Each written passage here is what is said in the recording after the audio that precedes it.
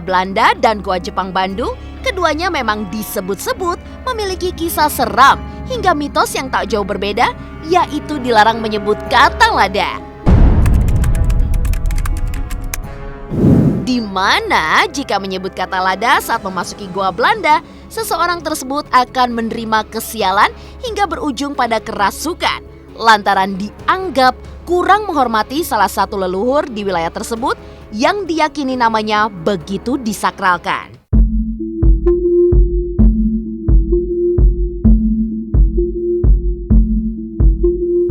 Setelah tadi menjalani eksplorasi lebih dalam mengenai Goa Jepang, tim pun melanjutkan eksplorasinya ke Goa Belanda yang lokasinya kurang lebih 1 km tak jauh dari Goa Jepang.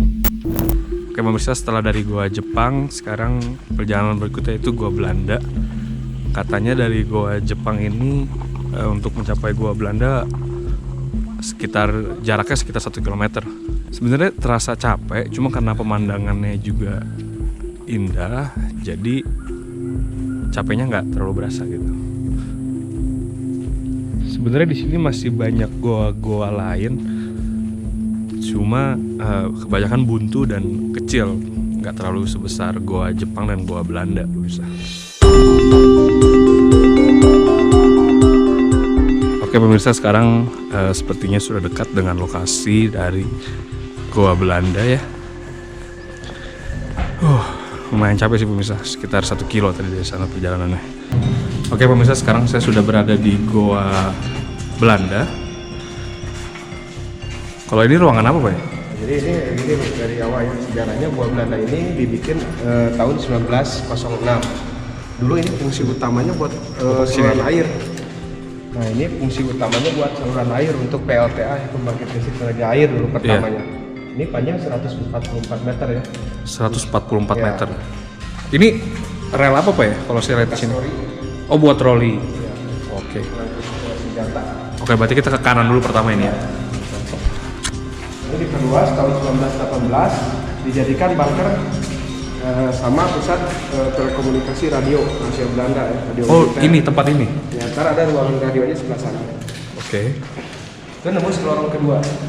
Nembus ke lorong kedua. Jadi dibikin 15 lorong semua. 15 lorong totalnya di sini. Dibagi 3 jalur. Jadi total luas 750 meter. 750 meter ya. Nah, ini ventilasinya. Ini ventilasi pertama ya. Untuk lubang sirkulasi udara digunakan sebagai lubang alternatif juga dulu. Oh, lubang alternatif Ya, untuk kabur atau pengintaian gitu. Oh, untuk kabur atau pengintaian. Jadi kalau Goa Belanda ini udah lebih bagus ya. Karena ini udah dilapis semen. Oh, ini udah lapis semen. Ya. Beda dengan Goa Jepang tadi ya. Ini oh, iya. Ini temboknya juga terasa dingin banget Pak ya. Beda ya. Ya.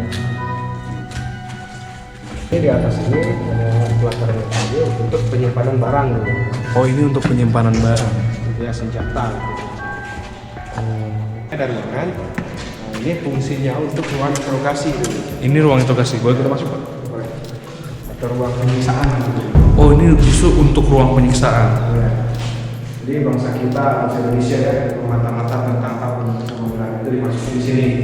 Ini sebelum di sel. Di sini suasananya lebih lembab ya Pak ya, kalau saya berasa ya. Ini mitos-mitosnya apa itu Pak? Kalau mitos-mitosnya itu sering nanti di Google juga ada ya. Iya. Itu gambarnya bilang ada.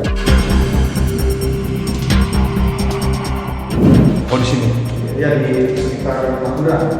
Kalau kita menyebutkan, Ya itu mah tergantung gitu. Jadi apa mitos kan itu percaya nggak percaya gitu. saya akan mencoba ngomong kata-kata itu ya, untuk mencoba mitos tersebut. Lada ya Pak?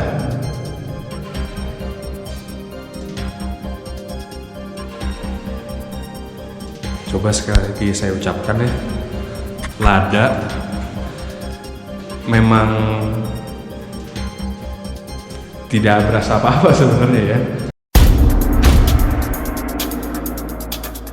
Berarti pengucapan kata lada itu sebenarnya tergantung orangnya ya. Saya sudah mengucapkan kata lada berkali-kali sebenarnya di sini, tapi tidak ada efek yang terjadi sebenarnya. Di sini baunya seperti bau. Saya nyiumnya kayak terbakar gitu, kayak bau gosong. Iya pemirsa, saya mencium bau gosong di sini malah. Wanginya dari sini. Kenapa wanginya dari sini, Pak? Ya emang gini aja. Wangi. Di sini malah wangi ya. Iya. Saya mencium bau wangi di sini.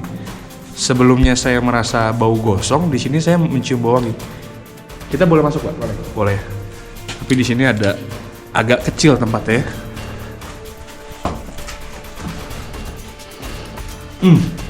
Ini wangi banget sih. Wangi sajen bukan sih, Pak? Oh. Di sini saya melihat ada yang memasang Oh ini yang wangi ini dupa ya. Berarti kalau saya pikir di sini ada yang melakukan ritual, Pak ya. Apakah di tempat sini memang paling sering ada penampakan gitu, Pak? Iya emang di sini. Memang di sini yang paling sering orang melihat penampakan ya. Sosoknya seperti apa, Pak, kalau Bapak tahu? Seperti perempuan. Perempuan. Perempuan. Noni kah atau orang Indonesia? Indonesia. Orang Indonesia justru. Cuman belum sempet nggak sering nampaknya belakang gitu. Oh, nampaknya belakangnya Iya, justru. belakang. Seperti lewat gitu ya. Jadi duduk aja di situ. Oh, duduk di situ tempat saya tadi. Iya. Oh, makanya di sini memang suasananya lebih lembab dan lebih mencekam gitu rasanya. Iya, pemirsa, saya mungkin karena saya juga agak mencekam di sini, jadi mungkin terasa merinding, jadi merasa makin lama makin lembab. Ini bekas sel tahanan. Ini bekas sel tahanan. Ya mungkin itu pemirsa eksplorasi saya di Goa Belanda. Dan saya juga sudah mencoba melakukan mitos pengucapan kata lada dan hasilnya memang tidak ada apa-apa gitu kondisinya.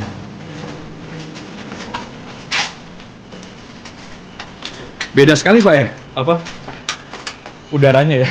Saat masuk dan saat keluar langsung terasa panas, sedangkan saat masuk sangat dingin, langsung dingin sekali.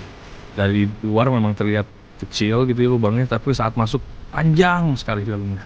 Dan setelah menjalani eksplorasi dengan menguji masuk ke dalam Goa Belanda secara langsung, tim pun menyimpulkan bahwa Goa Belanda dirasa lebih mempunyai aura mistis yang lebih kental dibandingkan dengan Goa Jepang yang dikunjungi sebelumnya.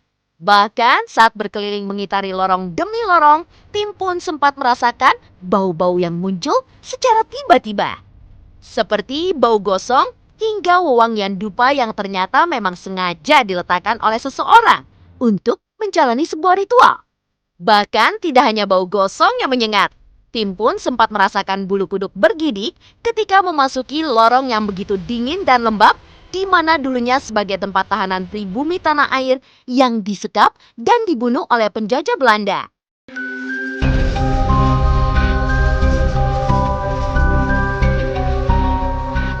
Tidak hanya itu saja, untuk mengulik mengenai kebenaran mitos dilarang mengucapkan kata lada, tim pun saat itu juga sengaja memberanikan diri untuk mengucapkan kata lada tersebut. Untuk mencoba mitos tersebut, lada ya, Pak?